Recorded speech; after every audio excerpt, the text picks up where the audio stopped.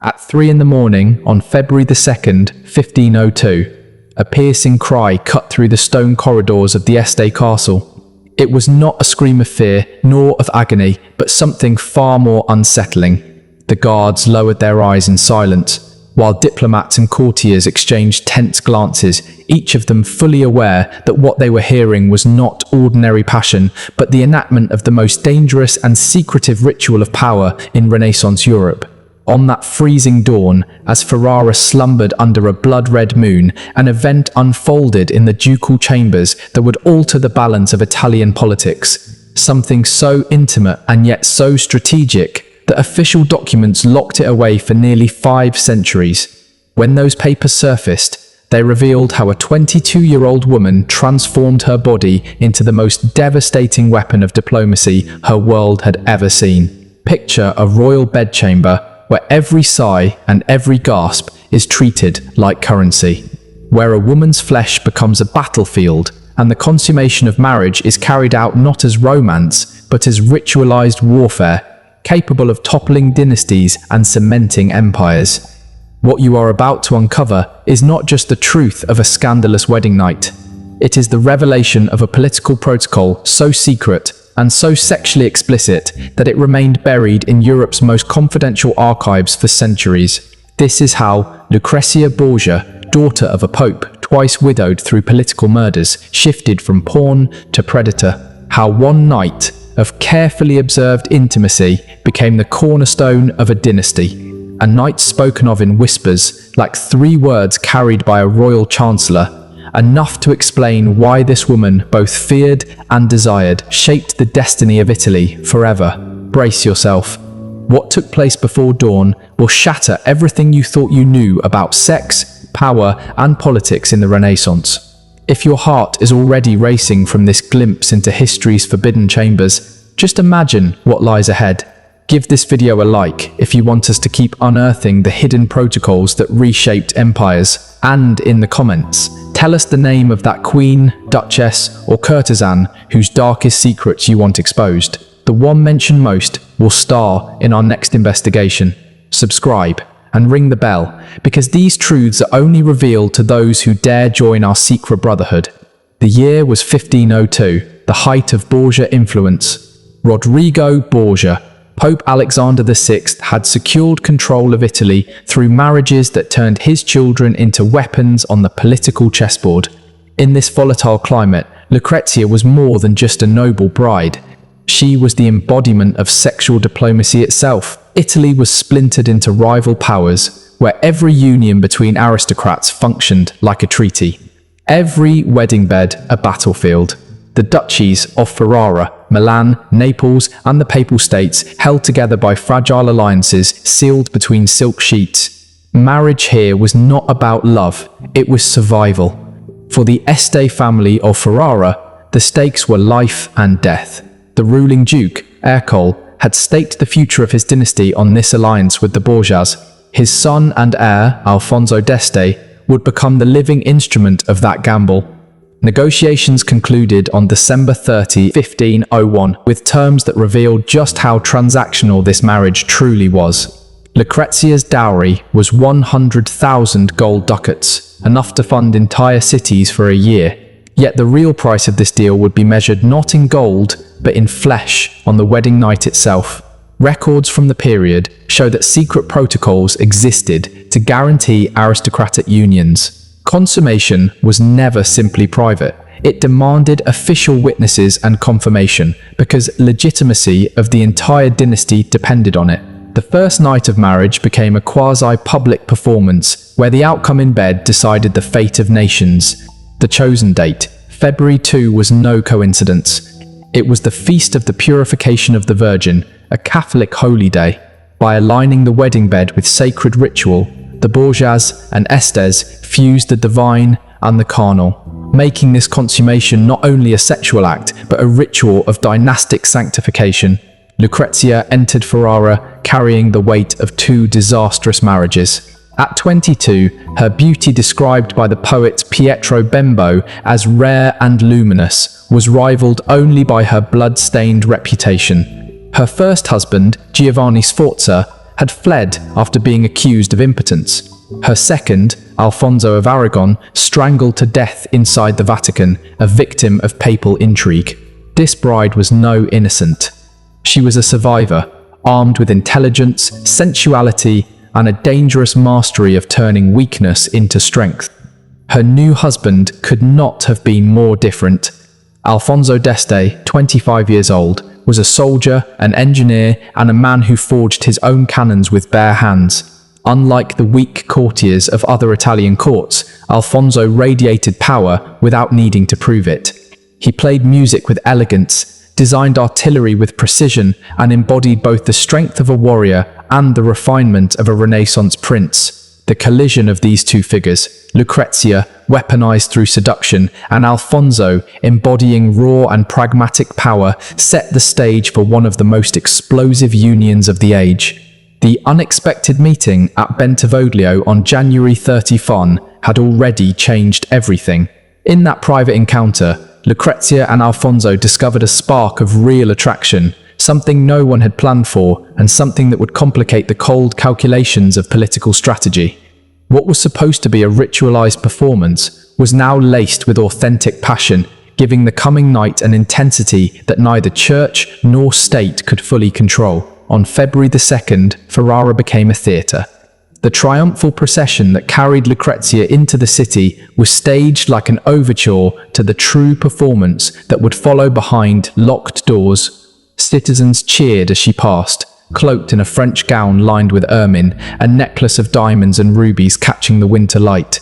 But as the people applauded, another performance was already being prepared in secret. In the palace corridors, spies and scribes positioned themselves to record the smallest detail of what was about to unfold. Among them was Isabella d'Este's own chancellor, placed there by the Duchess herself, a rival determined to turn the most intimate of nights into political intelligence. This was no coincidence. It was espionage, a deliberate act to gather proof that could later be weaponized in the cutthroat world of Italian power politics. The date itself added another layer of symbolism. On February 2nd, the Feast of the Purification of the Virgin Mary carried with it a paradox: sanctity and sexuality fused together, the sacred colliding with the profane. Nothing about this timing was accidental.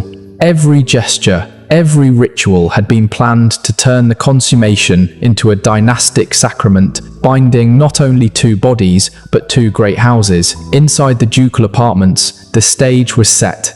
Crimson velvet curtains enclosed the bed like theatre drapery. Silver candelabras flickered against Flemish tapestries depicting wars and alliances, a reminder of what was truly at stake. Here, in a room transformed into both sanctuary and stage, the most important political performance of the decade was about to be enacted. When Alfonso entered, both he and Lucrezia knew their roles. Their meeting at Bentivoglio had already awakened something genuine between them, but now that spark had to be harnessed and displayed as proof. What would unfold was not merely a private act, it was a ritual rooted in centuries of aristocratic custom. For noble marriages in Europe, consummation was more than intimacy. It was a certificate of legitimacy, a binding act that proved heirs could be born, alliances secured, dynasties continued. But in Renaissance Italy, this proof required witnesses, silent, hidden, but present nonetheless. The royal bed became a courtroom, the act of love, a verdict that would decide the future of nations. Lucrezia, hardened by two disastrous marriages, understood this better than anyone. Giovanni Sforza's impotence had turned into public humiliation and annulment. Alfonso of Aragon's death by strangulation in Vatican chambers had shown her that weakness in the marriage bed meant weakness in politics, and weakness in politics could mean death. These lessons shaped her strategy. She would no longer be a pawn. She would survive, even dominate, by turning her body into a weapon.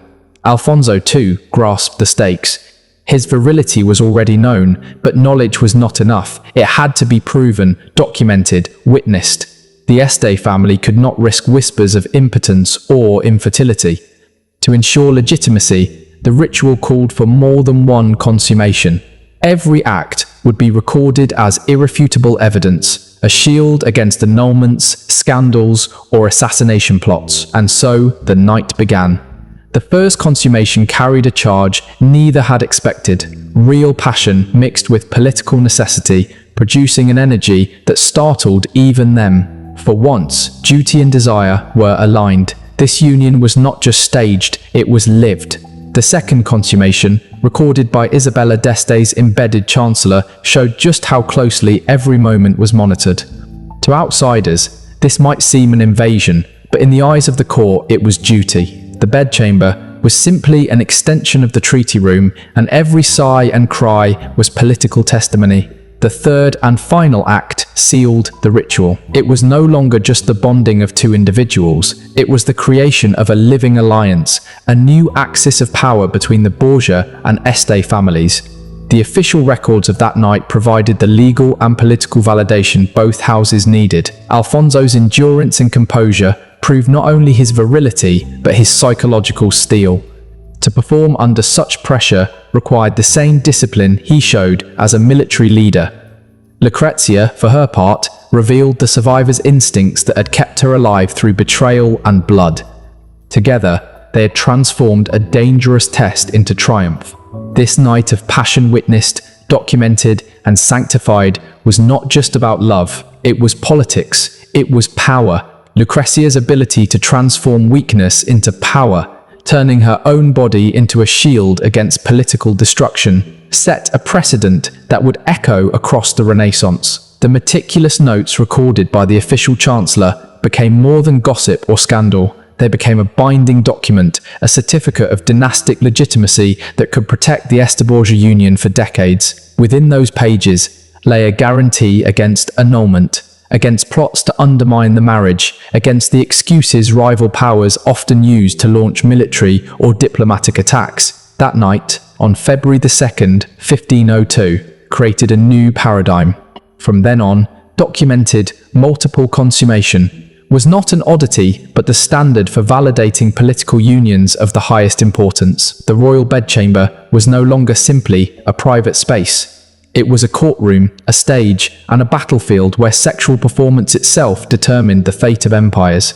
When dawn broke on February 3rd, two individuals had been transformed. No longer simply bride and groom, Lucrezia and Alfonso emerged as architects of a new political reality. Their successful execution of the dynastic ritual gave the alliance a foundation so strong it would ripple across Italy for decades, showing the world that sexuality, when harnessed strategically, could be the sharpest weapon in a ruler's arsenal. The reverberations spread far beyond Ferrara's castle walls. What had begun as an intimate ritual was now a political earthquake. Rivals who had prayed for the marriage to collapse were left powerless in the face of documented proof. They could no longer dismiss Lucrezia as a tainted pawn or Alfonso as a mere soldier. The record stood as irrefutable evidence. This union was both legitimate and unbreakable. Almost overnight, Lucrezia's position within the Este court transformed. No longer a tolerated outsider, she became essential. Her survival was now tied directly to the survival of the dynasty itself. Her death would bring chaos, so her presence guaranteed stability. For the first time, she was untouchable. Alfonso too emerged stronger. His performance had proven not only virility, but resilience under pressure. Where other noble heirs had faltered, humiliated by annulments or whispers of inadequacy, Alfonso had triumphed. His reputation as the true successor of Ferrara was no longer a question, but a fact. But not everyone rejoiced. Isabella d'Este, who had always ruled court life as the unrivaled star, now faced a dangerous rival. Lucrezia's success had turned her from a target into a force. The rivalry between the two women, already tense from their first meeting at Malalbergo, now exploded into a silent war. Ferrara became a stage for psychological combat. Subtle gestures, whispered rumors, quiet contests for influence that would shape the court for years to come. The alliance also reshaped Italy's geopolitics. France, Spain, and rival duchies were forced to acknowledge the Este Borgia bond as a consolidated power bloc. Diplomatic calculations shifted. Treaties, trade routes, and military strategies had to be redrawn around the fact that the Borgias and Estes had successfully fused into one. Yet politics was not the only battlefield. On September 5, 1502, Lucrezia gave birth to a stillborn daughter after convulsions in labor. Rumors erupted immediately. Was the child conceived on the wedding night, or earlier, during her secret meetings with Alfonso before Ferrara? Chroniclers obsessed over the timeline, because paternity was not simply personal, it was political proof of legitimacy. Lucrezia nearly died herself, struck with childbed fever. Many women did not survive. Her recovery was viewed by contemporaries as proof of divine favor, evidence of her strength, and reassurance that she could still provide heirs. But the ordeal changed her. Confronting death in childbirth hardened her sense that survival in this world demanded more than beauty or obedience. It demanded strategy. This new clarity led her down another dangerous path. About a year later, she entered into a relationship with Francesco Gonzaga, Marquis of Mantua, and the husband of her bitter rival, Isabella d'Este. It was an affair born not only of passion, but of calculation. By choosing Isabella's own husband, Lucrezia struck at her rival's pride while securing another line of political protection. The relationship was carefully hidden, yet its impact was seismic. Letters between Lucrezia and Francesco, uncovered centuries later, reveal both authentic emotion and political cunning. She was not merely manipulating him. She found in Francesco a genuine connection, yet one that doubled as insurance against her enemies. Her ability to balance this affair while preserving her marriage to Alfonso showed the mastery she had developed over sexual diplomacy. She was no longer simply a survivor. She was a strategist, weaving webs of intimacy and loyalty that could shield her against any threat. For Isabella, the affair was devastating. To lose influence at court was one thing, but to lose her husband's attention to Lucrezia was an attack both personal and political.